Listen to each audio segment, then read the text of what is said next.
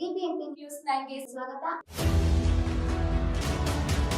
ಮೊದಲಿಗೆ ಮುಖ್ಯಾಂಶಗಳು. ಮಾನ್ಯ ಡಿ.ಕೆ. ಶಿವಕುಮಾರ್ ಅವರು ಈ ರಾಜ್ಯದ ಮುಂದಿನ ಮುಖ್ಯಮಂತ್ರಿ ಆಗ್ತಕ್ಕಂಥದ್ದಕ್ಕೆ ಯಾವುದೇ ರೀತಿ ಅಡ್ಡಿ ಆತಂಕಗಳಿಲ್ಲ. ಬಹುಶಃ ಭಾಳಷ್ಟು ಜನ ನಿರೀಕ್ಷೆ ಮಾಡಿರಲಿಲ್ಲ. ಆದರೆ ಮಾನ್ಯ ಸಿದ್ದರಾಮಯ್ಯನವರ ಸುದೀರ್ಘ ರಾಜಕೀಯ ಅನುಭವ ಮತ್ತು ಅಧಿಕಾರ ಯಾರಿಗೂ ಶಾಶ್ವತ ಇಲ್ಲ ಅಂತಕ್ಕಂಥದ್ದು ಅವರ ಅನುಭವದ ಪಾಠ. ಅವರು ಪಕ್ಷದ ಗೌರವ ಮತ್ತು ಪಕ್ಷದ ಹೈಕಮಾಂಡ್ಗೆ ಮತ್ತು ಇಡೀ ರಾಜ್ಯದ ಜನತೆಯ ಒಂದು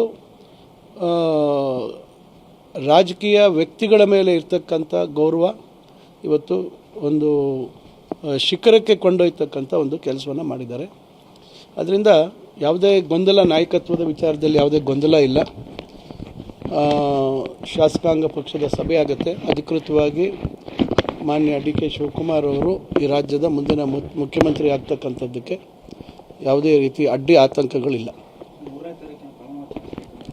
ನೋಡಿ, ನನಗೆ ಮಾಹಿತಿ ಇಲ್ಲ, ಮಾಧ್ಯಮಗಳಲ್ಲಿ ನೋಡ್ತಾ ಇದ್ದೀನಿ.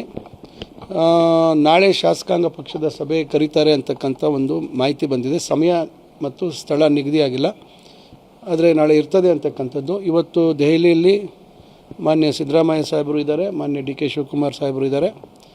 ವರಿಷ್ಠರನ್ನು ಭೇಟಿ ಮಾಡಿದ್ದಾರೆ ಈಗಾಗಲೇ. ಬಹುಶಃ ಸಂಜೆ ಒಳಗೆ ಅವರು ವಾಪಸ್ ಆಗ್ತಾರೆ.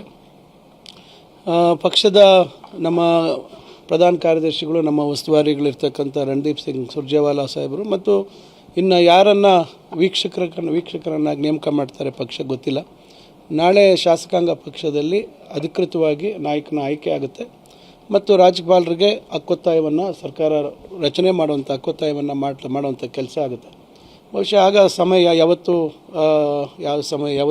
ಯಾವ ತಾರೀಕಿನಂದು ಪ್ರಮಾಣ ವಚನ ಸ್ವೀಕಾರ ಮಾಡ್ತಾರೆ ಅಂತಕ್ಕಂಥದ್ದು ಗೊತ್ತಾಗುತ್ತೆ.